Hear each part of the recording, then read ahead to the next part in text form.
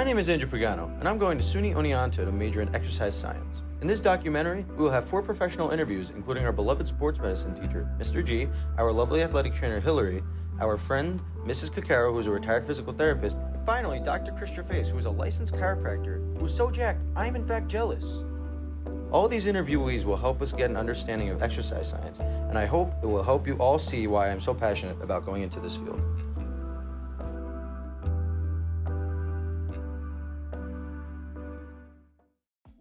What's your name and what class do you teach? So my name is Mr. Gotay, and I teach health here. I teach sports medicine, and I teach health, food, and fitness. What did you study in college? So when I went to Stony Brook, I did sports medicine, and I got my bachelor's in that. And I then went to New Paltz to get my master's in humanistic multicultural education. What is a general overview of physical therapy? So PT, athletic training, it's very similar. There's a little bit of a difference where PTs are able to kind of diagnose and treat medical problems, issues, depending on like if it's back, shoulders, knees. And athletic trainers can pretty much do the same thing. But PTs have a little bit, they're able to be more hands-on as far as like the rehab process with like modalities and icing and all that kind of stuff. What are your prior experiences with physical therapy? So again, like I've dealt a lot with different PTs. As an athletic trainer, you work really hand in hand with different physical therapists. And when I was at the high school level, I worked with 4 to 5 different PTs. Where if I had an athlete, suffer an injury during a game or a practice, I would send them out to the physical therapist, and we would work together basically on their rehab program, treatment, and as far as when we can kind of think about like when we can get them back on the field and when they can start getting back into action. Any advice for future physical therapists? Be prepared. I mean, it's a grueling profession in the sense that you have to absolutely love what you're doing, and helping people is one of the main things that you have to love. You're going to deal with all types of different people, and you just have to be ready to adapt to that, but also put your heart in it, because these are people who are either weekend warriors or they're athletes that want to get back out and be functional and be active, and live a type of lifestyle that's productive. So they're looking at you to like be their Superman. So you gotta put your heart into it. Thank you so much. Yeah, no problem. Thank you.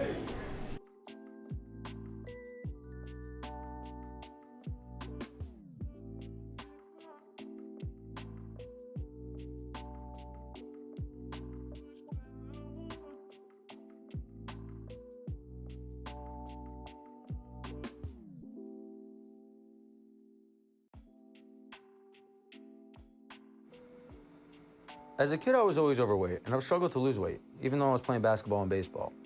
But I wasn't exactly keeping up with everyone, so I stopped playing sports, and I lost myself. Eventually, I weighed 245 pounds, and that was the heaviest I ever weighed. I went through a rough breakup, and it motivated me to lose weight.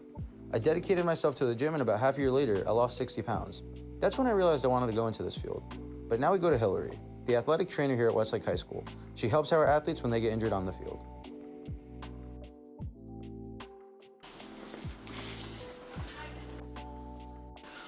What are some differences between athletic training and physical therapy? So athletic training exists in a variety of different settings. Athletic training for individuals who are introduced to athletic training is generally in a high school or a professional level setting, but athletic trainers exist in the military, in the arts, on cruise ships. There's a variety of settings that athletic trainers in, obviously in professional settings, as well as hospitals and physical therapy offices. Physical therapists, also work with teams, generally in a more clinical setting, and they focus on a variety of personnel, and they can work with pediatric and like infant injuries or conditions, and kind of help with the rehab process for that, as well as functional movement, just like athletic trainers, and then into geriatric and older individuals with specific conditions. So that kind of is a huge differential between the two, as well as they can focus on neurological incidences and conditions. The other thing is athletic trainers are present when a situation or injury occurs. So the emergent aspect of clinical analysis for athletic trainers is something that we do from the start of an injury to following through with going to a doctor and then possible physical therapy if needed or rehab. We can also do those aspects, and then we also do the return to play pieces too. So the movement from the injury actually occurring and following the process always all the way through is something that athletic trainers are trying to do. What is a day like as an athletic trainer? So in the high school setting, I come in around noon. I meet with the nurses for the high school and the middle school levels, and then I check in with athletes that have previously been injured, and then determine their statuses. And then I contact the coaches every day. I check in to find out what the schedule changes occur with the athletic office, and then generally by that time, school lets out.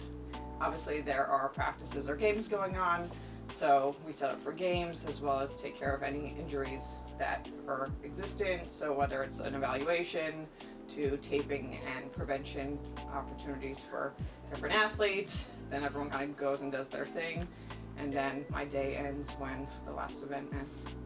So I'm here until when I'm not needed. What precautions do you always take when an athlete is injured? So every season I meet with every team. We kind of talk about emergencies and what we would do in preparation for those emergencies. Every team has a medical kit. Every coach is CPR, first aid, AED trained. And then if, and knock on wood, nothing severe happens, but when something does happen, you go onto the field, do a general assessment to determine the severity of an injury, and then hopefully it's not that bad, but then provide whatever care that's necessary. Sure. What's the hardest part of your job? So being an athletic trainer, it's a very time-demanding profession. We work Monday through Saturday, at least in the high school setting. Depending on where you work, obviously that might change a little bit, but the work-life balance is not easy, but it's a very rewarding job. I'm very grateful and blessed to be a part of the Westlake or Mount Pleasant School District and watching you guys perform and grow, and you know, your experience as an athlete in this environment is very rewarding. All right. Thank you so much for your time. Thank you. All right. Good? Is that okay? Yes, that was perfect.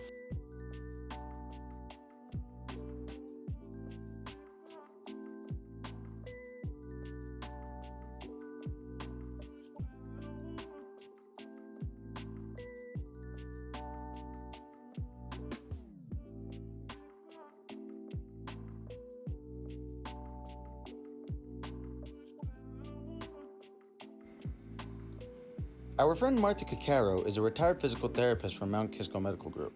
She will give us an inside scoop of what being a physical therapist is like and some challenges that come with it. Nice to meet you. Yes, same here. What is your name and what do you do? Oh, my name is Martha Caccaro. I'm a retired physical therapist. I practiced in the area for over 40 years. I had my own practice for 5 years, and then I joined a major medical group and was there 25 years. All right. So recently retired over the past 2 years, but had a very extensive, rewarding career in physical therapy. All right. What's your favorite part about being a physical therapist? I'd have to say, even though people say helping people is something we all want to do, I think that's definitely something you do in PT. But the part that I like the best is it's exercise, it's movement, it's restoring patients' functional ability. Let's say they fell and broke their leg, can't walk. You're going to bring them back to. The big thing in PT is to try to get people back to the level that they were at prior to their injury, their condition, their diagnosis. And so it's very rewarding when your patient finishes, and it's very easy to become very friendly and very part of the patient's recovery. Very common in PT. What different types of physical therapy are there? Oh, there's many, many types. You can work with children, so you'd be pediatric. You can do cardio, so that's heart patients. You can work in ICU, which are very sick patients. You can do pool therapy. You can do outpatient therapy. You can be an inpatient therapist in a major hospital. You can do outpatient rehab. You can work in an inpatient rehab, such as like a Burke Rehab Center. So there's a multitude of places, of fields and areas of PT that you can go into. What are some differences between older trends and modern trends for physical therapy? Probably the biggest thing is the number of visits that you're allowed from the patient's insurance company. So it used to be more unlimited. Patients had a little more leeway in how many times they could be seen. Now it's all outcome-based, and it's all, the visits are much less. The therapist has a much more difficult job in trying to get the patient better in, say, 20 visits, maybe 20 to 30 visits versus unlimited. Very important the patient follow through and does all their home exercises, so that because they have less visits, they've got to do more on their own. But it's all evidence-based now and outcome-based, and very difficult to get extra visits. Yeah. So that's probably the biggest challenge I think current physical therapists face. With all the new technology, do you think that physical therapy can be affected by it and reduce jobs, or do you think that technology can help work side by side and help physical therapists? Well, note writing has been a nemesis of all people in healthcare, and luckily computers have helped with that. So I think that you can work along with the computers. It helps you to do all the documentation you have to do on a daily basis. And there's also a lot of looking at trends, looking at how patients improve, and looking at scores. I think that computers, I don't think we will ever be replaced with computers, but I do think that they have enhanced the time a therapist can spend with the patient, because the computer is going to help them with the required paperwork and visits and things like that after the patient leaves your office. Thank you so much. Oh. Pleasure. Yes, pleasure's mine.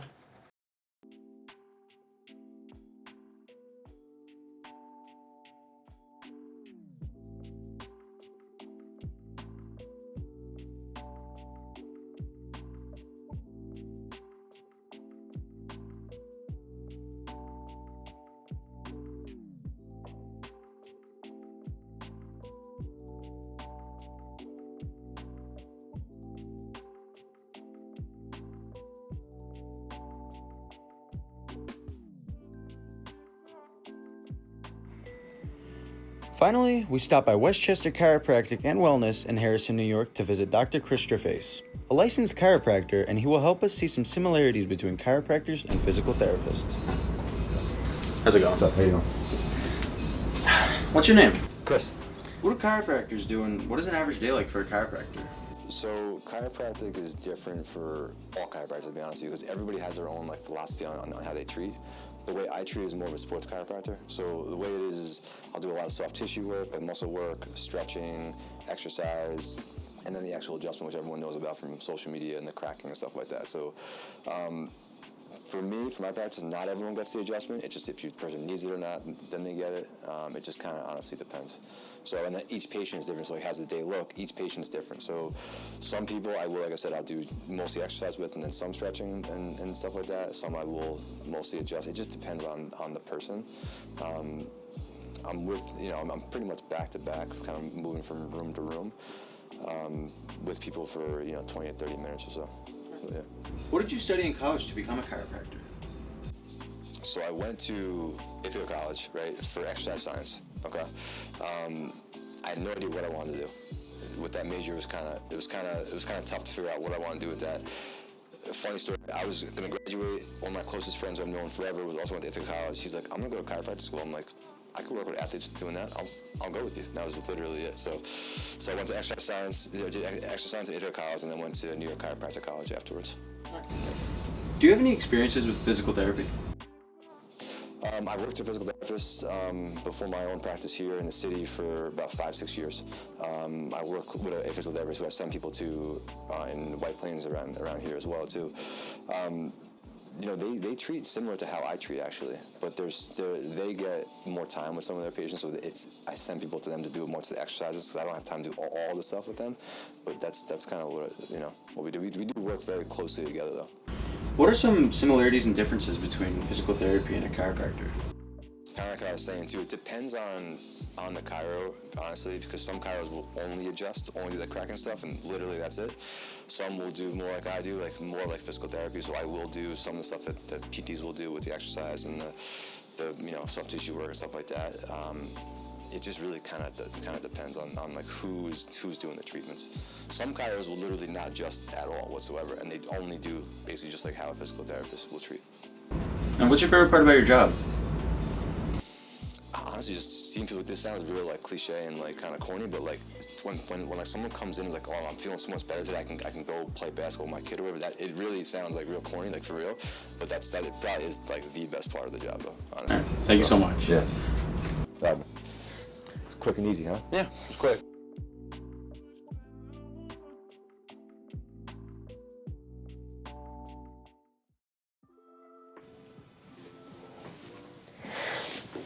Okay, all right. So Patrick, how was the process of making this documentary? I mean, I gotta say the process was not too bad. I mean, me and Andrew kind of had this set goal for these couple weeks, and we went after it. There was, of course, a deadline, not till June 10th when we had to do presentations. But honestly, having the extra month to do whatever you want and explore and engage in possible outcomes and different ideas really helped us kind of just get this thing going. We went and we hit the ground running. So yeah, I'd say the process is pretty easy, pretty good. How did you start? God, how did we start? I mean, I think it started with Andrew wanted to go into a field of exercise science, and he needed an internship. So he was looking around, and he couldn't find anything. And might as well just do an independent study. And I asked him one day, I was like, why don't we just start filming a documentary or something about you doing exercise science so that I can get what I want, which is post-production, editing, filming, and then you get what you like to talk about, exercise science. So it kind of just worked hand in hand, and yeah, it went well from there. What did you learn from this project? God, I think the biggest thing that I learned was definitely, I want to say consistency, because every day we came in and we were always on time and we always knew what we were doing. Sometimes not, but most of the times I was at the computer editing, Andrew was helping me, and we would get shots that we need to. We'd talk to interviewees that are in this film on time, set schedules, and it was all just really, the time that we had that wasn't constrained, where it was open to us doing whatever we wanted, I felt like I worked more when I wasn't set on a full deadline. I was like, by the end of this month. I mean, luckily it's June 10th, but it was much more flexible. And I think that's really what propelled myself and Andrew to really just do this work like that, so. And next year you are studying broadcasting and journalism at Ithaca. Congratulations. Thank you. And how do you think this internship will really set you up for next year? I mean, I think honestly it will put me in a position where I kind of already know what I'd be doing. It would set me up with all these different facts and ways of filming and ways of editing that will kind of put me in a different position than other people. I don't want to say I'm better than other people, but having experience before you go into what you do will definitely help you grow in a way, because you can still get taught new things, but you kind of know the basics of what you're doing. So you're not like someone who's completely lost. And I think that's probably how this whole, independent study will help me endeavor in college when I go into it. But yeah.